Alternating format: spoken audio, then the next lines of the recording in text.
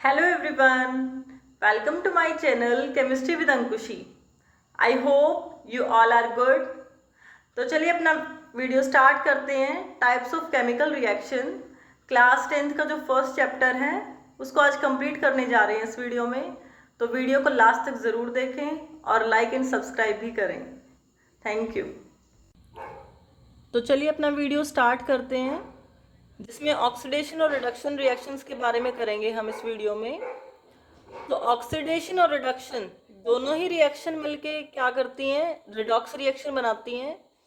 It means redox reaction वो reaction होती है जिसमें ऑक्सीडेशन और रिडक्शन दोनों ही प्रोसेस होते हैं। तो हम इनको सेपरेट सेपरेट समझेंगे कि what is oxidation and what is reduction reaction.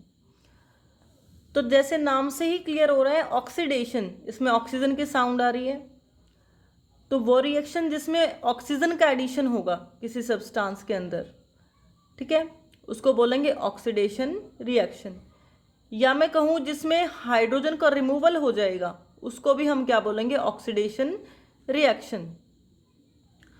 यहाँ पे मैग्नीशियम को हमने ऑक्सीजन के साथ रिएक्ट कराया और मैग्नीशियम ऑक्साइड बन गया। तो मैग्नीशियम ने ऑक्सीजन को ऐड कर दिया। स्टार्टिंग में मैग्नीशियम के साथ देखो यहाँ ऑक्सीजन नहीं था, लेकिन जब ये प्रोडक्ट फॉर्म हुआ तो वहाँ पे क्या है, ऑक्सीजन है। तो ऑक्सीजन का एडिशन हो गया मैग्नीशियम के अंदर। तो यहाँ पे कौन सा प्रोसेस हुआ है, ऑक्सीडेशन। मतलब क्या है कि हमें जो कंपैरिजन करना है वो रिएक्टेंट और प्रोडक्ट को देख के करना है कि रिएक्टेंट साइड में जो हमारा सब्सटेंस था उसके साथ ऑक्सीजन नहीं था, लेकिन जब वो प्रोडक्ट बन गया तो वहाँ पे ऑक्सीजन है। तो यहाँ पे हमारी क्या हुई है, ऑक्सीडेशन रिएक्शन हो गई। तो मैग्नीशियम यहाँ पे क्या हो गया, ऑक्सीडाइज हो गया, क्योंकि उसके अंदर क्या ऐड हो गई, ऑक्सीजन ऐड हो गई। After that come on the next point, that is reduction. Reduction में क्या होगा, इसमें ऑक्सीडेशन का ऑपोजिट है, हाइड्रोजन का इसमें एडिशन हो जाएगा, या मैं बात करूं यहाँ से ऑक्सीजन का क्या है, रिमूवल हो जाएगा। तो इसमें मैंने यहाँ पे कॉपर ऑक्साइड लिया, CuO। कॉपर के साथ रिएक्टेंट साइड में देखो ऑक्सीजन है, लेकिन जब प्रोडक्ट बन गया, हाइड्रोजन के साथ रिएक्ट करवाया, हीट किया, तो यहाँ से कॉपर के साथ से ऑक्सीजन यहाँ से रिमूव हो गई और क्या बन गया, कॉपर बन गया। तो ऑक्सीजन का यहाँ पे क्या हो गया, रिमूवल हो गया। तो यहाँ पे कौन सी रिएक्शन हो गई, हमारी रिडक्शन रिएक्शन हो गई, ठीक है। तो कॉपर यहाँ पे क्या हो गया, रिड्यूस्ड हो गया, क्योंकि उसके पास पहले ऑक्सीजन था, लेकिन आफ्टर रिएक्शन उसके पास ऑक्सीजन नहीं है, वहां से रिमूव हो गया। अब दूसरा एलिमेंट यहाँ पे क्या है, हाइड्रोजन है। रिएक्टेंट के साइड में हाइड्रोजन के पास ऑक्सीजन नहीं है, लेकिन प्रोडक्ट बनने के बाद इसके पास ऑक्सीजन आ गई, ऐड हो गई। तो हाइड्रोजन का यहाँ पे क्या हो गया, ऑक्सीडेशन हो गया, और हाइड्रोजन किस में हो गया, ऑक्सीडाइज्ड हो गया, और क्या बना दिया इसने, वाटर बना दिया, ठीक है। तो जो रिएक्शन जिसमें ऑक्सीडेशन और रिडक्शन दोनों प्रोसेस हो रहे हैं, उस रिएक्शन को हम क्या बोलेंगे, रिडॉक्स रिएक्शन बोलेंगे। यहाँ पे कॉपर ऑक्साइड का क्या हो गया, रिडक्शन हो गया, और हाइड्रोजन का यहाँ पे क्या हुआ है, ऑक्सीडेशन हुआ है। तो ये रिएक्शन किसका एग्जाम्पल हो गई, रिडक्शन रिएक्शन का, रिडॉक्स रिएक्शन का है। उसके बाद रिड्यूसिंग एजेंट क्या है, ऑक्सीडाइजिंग एजेंट क्या है। तो बोर्ड में यही पूछे जाते हैं, आपको कोई रिएक्शन दे देंगे और उसमें बोलेंगे कि इसमें रिड्यूसिंग एजेंट कौन है, ऑक्सीडाइजिंग एजेंट कौन है, किसका ऑक्सीडेशन हुआ है, किसका रिडक्शन हुआ है। तो आपको वो चीज़ें आइडेंटिफाई करनी है। तो बहुत ही क्लियर है। अभी देखो, एजेंट क्या होता है, जो किसी काम को कराता है उसको हम सिंपली क्या बोलते हैं, एजेंट बोलते हैं। अब रिड्यूसिंग एजेंट, ठीक है, तो जो रिडक्शन कराएगा उसको हम क्या बोलेंगे, रिड्यूसिंग एजेंट। अब देखो यहाँ पे रिड्यूसिंग एजेंट क्या है, ऑक्सीडाइजिंग एजेंट क्या है। ऑक्सीडाइजिंग एजेंट होता है जो ऑक्सीजन देता है, मीन्स वो ऑक्सीजन प्रोवाइड करा रहा है ना दूसरे को, तो वो कैसा एजेंट हो गया, वो हो गया ऑक्सीडाइजिंग एजेंट। तो अब अगर ऑक्सीजन ये प्रोवाइड करा रहा है, तो इसका मतलब यहाँ से ऑक्सीजन जाएगी ना। देखो कॉपर ऑक्साइड में कॉपर ऑक्सीजन दे रहा था, तो कॉपर क्या है, ये ऑक्सीडाइजिंग एजेंट हो गया ना यहाँ पे। तो रिएक्शन के बाद हमने देखा जब इसने ऑक्सीजन प्रोवाइड करा दी, तो सीधी सी बात है इसके पास से ऑक्सीजन चली जाएगी, रिमूवल हो जाएगा। तो इसका खुद का क्या हो गया, खुद का तो इसका रिडक्शन हो गया ना, ठीक है। तो जो ऑक्सीडाइजिंग एजेंट होगा वो ऑक्सीजन देगा, और ऑक्सीजन देने के बाद वो खुद क्या हो जाएगा, रिड्यूस्ड हो जाएगा, उसके पास से ऑक्सीजन चली जाएगी। उसके ऑपोजिट में क्या है, रिड्यूसिंग एजेंट हो गया, जिसके पास ऑक्सीजन आएगी वो कैसा एजेंट हो जाएगा, रिड्यूसिंग एजेंट। जैसे यहाँ पे क्या है, हाइड्रोजन, ये क्या हो गया हमारा, रिड्यूसिंग एजेंट हो गया, क्योंकि इसके पास ऑक्सीजन आके ऐड हो गई। तो ये पॉइंट आपको बिल्कुल क्लियर रखने हैं कि जो ऑक्सीडाइजिंग एजेंट होगा वो ऑक्सीजन प्रोवाइड कराएगा, और अगर वो ऑक्सीजन प्रोवाइड करा रहा है तो उसका इटसेल्फ क्या हो जाएगा, उसका रिडक्शन हो जाएगा। ठीक है, और रिड्यूसिंग एजेंट के पास क्या होगी, ऑक्सीजन आएगी, तो जो रिड्यूसिंग एजेंट होगा उसका खुद में क्या हो जाएगा, उसका हो जाएगा ऑक्सीडेशन। ऑक्सीडेशन रिडक्शन की क्या है, अदर टर्म्स में भी हम इसको डिफाइन कर सकते हैं, जैसे एडिशन ऑफ इलेक्ट्रोनेगेटिव एलिमेंट। अब ऑक्सीजन से अलग अगर कोई रिएक्शन दे रखी है, वैसे तो सीबीएसई में नहीं पूछते, बट फिर भी हम ऐसा कर लेते हैं कि 1% वो पूछ भी लें। तो ऑक्सीडेशन की हमारी जो एनसीईआरटी के अकॉर्डिंग है वो सिर्फ इतना ही है, लेकिन ये हल्का सा मैंने थोड़ा सा इसको बता दिया, एक और डेफिनेशन दे दी कि ऑक्सीडेशन को हम और कैसे डिफाइन कर सकते हैं कि कोई नॉन मेटेलिक एलिमेंट का एडिशन हो जाना। नॉन मेटेलिक एलिमेंट आपको पता है जो नॉन मेटल्स होते हैं उसका एडिशन हो जाना। मैंने मेटल्स नॉन मेटल्स के ऊपर वीडियो बना रखा है, आप उस वीडियो को देख सकते हैं। तो किसी नॉन मेटेलिक एलिमेंट का एडिशन हो जाना, और नॉन मेटल्स क्या होते हैं, नेचर में इलेक्ट्रोनेगेटिव होते हैं। अब इलेक्ट्रोनेगेटिव क्या होते हैं, जो इलेक्ट्रॉन्स को ऐड करते हैं, जो इलेक्ट्रॉन्स को गेन करते हैं, दैट आर इलेक्ट्रोनेगेटिव। तो किसी इलेक्ट्रोनेगेटिव एलिमेंट का एडिशन हो जाना, या फिर मैं कहूँ नॉन मेटल का एडिशन हो जाना, या फिर इलेक्ट्रॉन्स का लॉस हो जाना किसी रिएक्शन में। अब देखो, अगर कोई इलेक्ट्रोनेगेटिव एलिमेंट आएगा, अब मैंने बोला इलेक्ट्रोनेगेटिव एलिमेंट क्या करेगा, इलेक्ट्रॉन्स को गेन करेगा। अब इलेक्ट्रॉन्स को कोई गेन कर रहा है तो दूसरा एलिमेंट क्या करेगा, लॉस करेगा ना। ठीक है, या फिर वहां से मेटलिक एलिमेंट का रिमूवल हो जाना। तो ये सब डेफिनेशन क्या है, ऑक्सीडेशन की डेफिनेशन है। आपको समझ में आती हैं ये, ठीक है, अदरवाइज सीबीएसई के पॉइंट ऑफ व्यू से हमारा इतना ही एनफ है। ठीक है, आफ्टर दैट रिडक्शन के बारे में अगर हम बात करें तो रिडक्शन की इससे ऑपोजिट डेफिनेशन है, जहाँ पे मेटेलिक एलिमेंट का एडिशन हो जाता है, या नॉन मेटेलिक का रिमूवल हो जाता है, या गेन ऑफ इलेक्ट्रॉन है, या एडिशन ऑफ इलेक्ट्रोपॉजिटिव एलिमेंट है। तो ये था हमारा रिडॉक्स रिएक्शन के बारे में, जिसमें ऑक्सीडेशन और रिडक्शन हमने किया है। उसके बाद आता है हमारा प्रेसिपिटेशन रिएक्शन। तो प्रेसिपिटेशन रिएक्शन को समझने से पहले हमें पता होना चाहिए कि प्रेसिपिटेट क्या है, क्योंकि कोई भी अगर आप चीज समझ रहे हो साइंस में, तो सबसे पहले उसके वर्ड को अगर आपको क्लियर है वो वर्ड, तभी आप उसको नेक्स्ट उस चीज को रीड करो। अब प्रेसिपिटेशन में प्रेसिपिटेट वर्ड की साउंड आ रही है, तो प्रेसिपिटेट क्या होता है आपको ये पता होना चाहिए। तो प्रेसिपिटेट क्या है कि जब भी कोई रिएक्शन कराते हैं, रिएक्शन में कोई ऐसा सब्सटेंस बनता है कि जो रिएक्शन से बाहर अलग से निकलाता है, मतलब वो इनसोल्यूबल होता है। तो जो इनसोल्यूबल सब्सटेंस फॉर्म होगा रिएक्शन में, उसको हम क्या बोलेंगे, प्रेसिपिटेट। तो वो रिएक्शन जिसमें प्रेसिपिटेट की फॉर्मेशन होती है, पीपीटी यहाँ पे प्रेसिपिटेट वर्ड के लिए है, तो उस रिएक्शन को हम क्या बोलेंगे, प्रेसिपिटेशन रिएक्शन। इसके लिए एग्जाम्पल है सोडियम सल्फेट और बैरियम क्लोराइड। ये रिएक्शन हमने डबल डिस्प्लेसमेंट में भी किया है। तो सोडियम सल्फेट और बैरियम क्लोराइड को जब हम रिएक्ट कराएंगे तो ये आयंस अपनी पोजीशन एक्सचेंज कर लेंगे, सोडियम और बैरियम आयंस। तो क्या बन जाएगा, बैरियम सल्फेट बन जाएगा और सोडियम क्लोराइड बन जाएगा।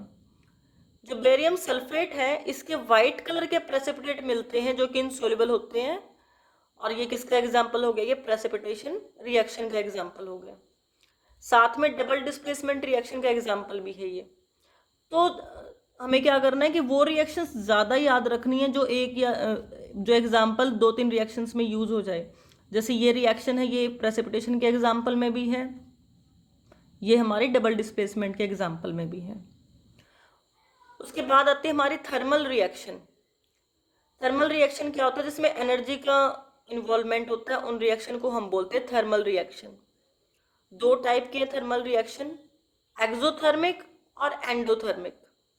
अब यहाँ से भी नाम से ही समझो, एक्सो का मतलब एग्जिट से रिलेट करेगा।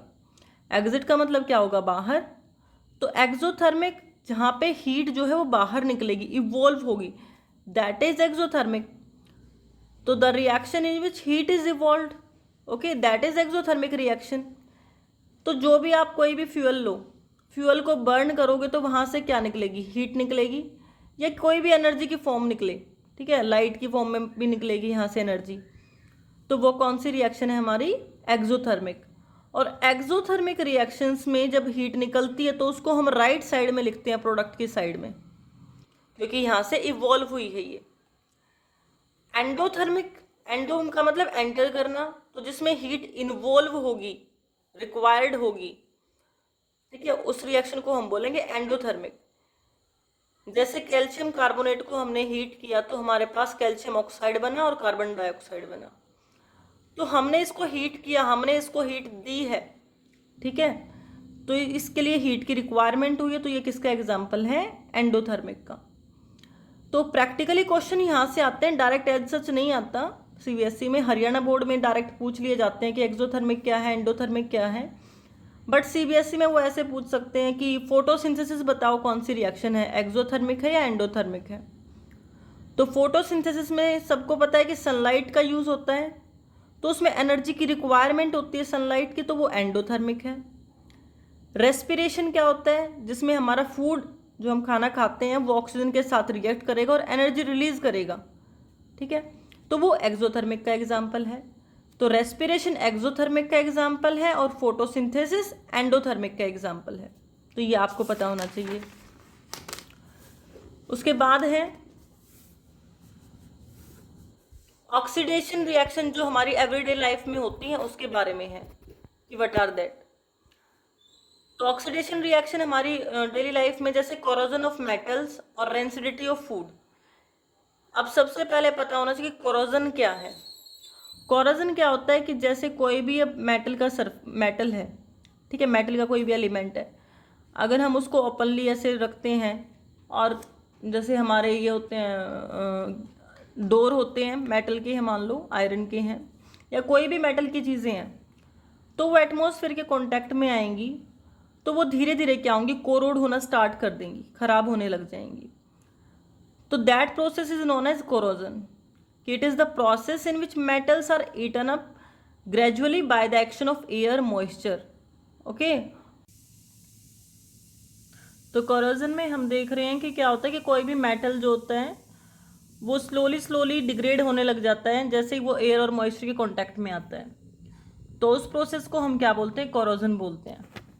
तो उसके बाद है एग्जाम्पल कोरोजन का जो है वो है रस्टिंग ऑफ आयरन, कि जैसे जैसे लोहे पे जंग लग जाता है, तो इसमें क्या होता है कि आयरन ऑक्सीजन के कांटेक्ट में आएगा, वाटर के कांटेक्ट में आएगा। अब यहाँ पे मैंने एक्स लिखा है, एक्स का मतलब है कि वाटर मॉलिक्यूल का कुछ फिक्स रेशियो नहीं है कि भाई कितना मॉलिक्यूल्स होंगे वाटर के, क्योंकि एटमॉस्फेयर के अंदर वाटर वेपर की अमाउंट चेंज होती रहती है, कोई ऐसा फिक्स नहीं है। तो जैसे आयरन एक मेटल है, ऑक्सीजन और मॉइस्चर के कांटेक्ट में आएगा और क्या बना देगा, वो हाइड्रेटेड आयरन ऑक्साइड बना देगा, जो कि रस्ट का फॉर्मूला है Fe2O3.XH2O। ये भी काफ़ी इंपॉर्टेंट है, एमसीक्यू के फॉर्म में पूछा जा सकता है कि फॉर्मूला क्या है रस्ट का, क्योंकि इस बार क्या होगा, एमसीक्यू के फॉर्म में आएगा पेपर। तो जो रस्टिंग ऑफ आयरन है ये एक रिडॉक्स रिएक्शन भी है, और ये हमारा कोरोजन का एग्जाम्पल है। कॉपर के ऊपर ग्रीन कोटिंग हो जाना वो भी कोरोजन का एग्जाम्पल है। आफ्टर दैट रेंसिडिटी है। रेंसिडिटी क्या होता है कि जब कोई भी फूड आइटम होता है जिसमें फैट या ऑयल होता है, तो उसमें क्या होता है कि अनप्लीजेंट स्मेल आने लग जाती है, अगर वो मॉइस्चर के कांटेक्ट में आता है तो उसका टेस्ट भी चेंज हो जाता है। तो इस प्रोसेस को हम बोलते हैं रेंसिडिटी। तो रेंसिडिटी से हम प्रोटेक्शन कैसे कर सकते हैं, तो उसमें हम क्या कर सकते हैं, एंटीऑक्सीडेंट ऐड कर सकते हैं। एंटीऑक्सीडेंट क्या होता है, वो सब्सटेंसेस होते हैं जो क्या करेंगे, ऑक्सीजन के कांटेक्ट में आने से प्रिवेंट करते हैं। तो इसमें से जो क्वेश्चन बनता है वो ये आता है कि एंटीऑक्सीडेंट का एग्जांपल देना है। तो BHA शॉर्ट फॉर्म है, फुल फॉर्म है ब्यूटाइलेटेड हाइड्रोक्सी एनिसोल, और BHT ये भी एक एंटीऑक्सीडेंट है, इसकी फुल फॉर्म है ब्यूटाइलेटेड हाइड्रोक्सी टोलिन। तो ये ऐड किए जाते हैं फूड के अंदर जिससे कि वो खराब नहीं होते, ऑक्सीजन के कांटेक्ट में नहीं आते। रेंसिडिटी को हम और कैसे प्रोटेक्ट कर सकते हैं, उसके अंदर नाइट्रोजन गैस फिल करके। और नाइट्रोजन गैस ही क्यों फिल करते हैं? क्योंकि नाइट्रोजन के बीच में ट्रिपल बॉन्ड होता है। जो N2 होता है, 2 नाइट्रोजन एटम है, दोनों के बीच में ट्रिपल बॉन्ड होगा और ट्रिपल बॉन्ड की वजह से वो रूम टेम्परेचर पर अनरिएक्टिव होगी। तो इस वजह से नाइट्रोजन फिल की जाती है। फूड को रेफ्रिजरेटर में रख दो, उसका मॉइस्चर रिमूव कर दो सनलाइट में रख के, या एयर टाइट कंटेनर में अगर हम रखते हैं तो उससे रेंसिडिटी से प्रोटेक्शन कर सकते हैं। कोरोजन से प्रोटेक्शन करने के भी सिंपल मेथड है, जैसे पेंट कर दो, ठीक है, आर्टिकल्स पर। तो जो भी मेटल के आर्टिकल से पेंट करोगे तो वो क्या होगा, कोरोजन नहीं होंगे, एयर मॉइस्चर के कॉन्टैक्ट में नहीं आएंगे। ऑयल या ग्रीजिंग करने के बाद भी वो एयर मॉइस्चर के कॉन्टैक्ट में नहीं आएंगे। और गैल्वेनाइजेशन, तो ये सारे मेथड हम 3rd चैप्टर में दोबारा करेंगे, मेटल नॉन मेटल में। तो ये हमारा चैप्टर था, क्लास 10th का 1st चैप्टर यहाँ पे कंप्लीट हो गया। तो आप इस चैप्टर को रिवाइज कीजिए। वीडियो अच्छी लगी है तो उसको लाइक कीजिए, चैनल को सब्सक्राइब कीजिए ताकि आपको और नई नई वीडियोस मिलती रहें। So thank you for watching the video. मिलते हैं अपनी नेक्स्ट वीडियो में।